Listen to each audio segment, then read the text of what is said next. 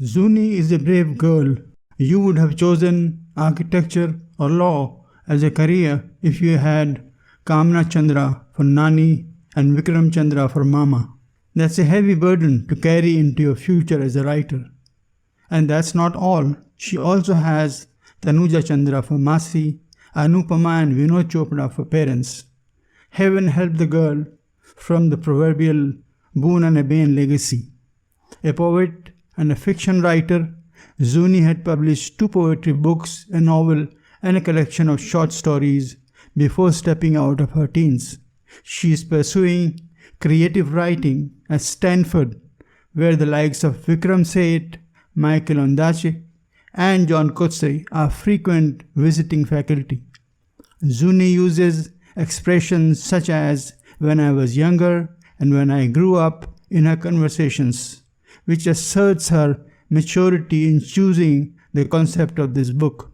The story straddles speculative and implied historic fiction, which presages her success in her chosen career.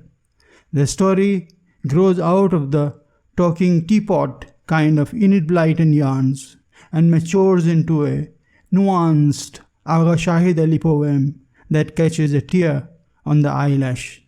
Here is Zuni's concept in Agha's verse from his celebrated poem, A Pastoral, about Kashmir in exile.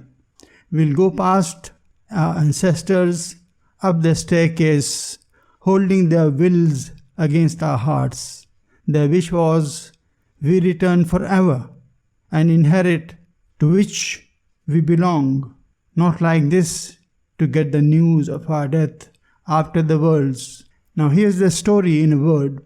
A manor in Kashmir is the abode of a young wizard Zuni and her family, where age-old chattels, bric-a-brac, and doodads are her covert conversation partners.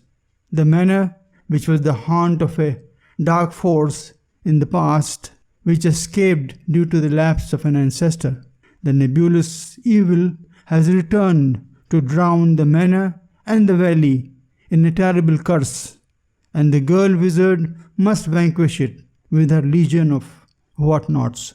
Few young adult readers were surprised not to find the usual story integrals such as the suspense and thematic villains enmeshed in the plot. They would, at some point in their lives, read books by authors such as Colvino, Hemingway, and Sterne, who wrote with great abandon. The novel, The Sound and the Fury, has no plot, so to speak.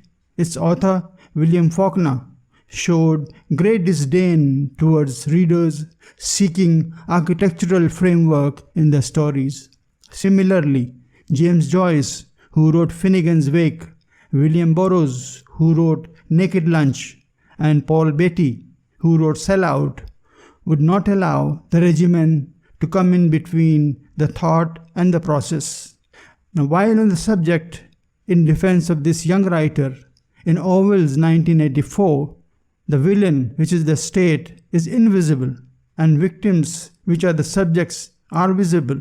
American writer Ernest Wright was so bugged with the readers looking for structured stories that he wrote a 50,000-word novel titled Gadsby without using schwa, the most commonly used vowel in English alphabet, seemingly sticking his tongue out at the readers, idolizing Peaks and Valleys novels written by the proofreaders.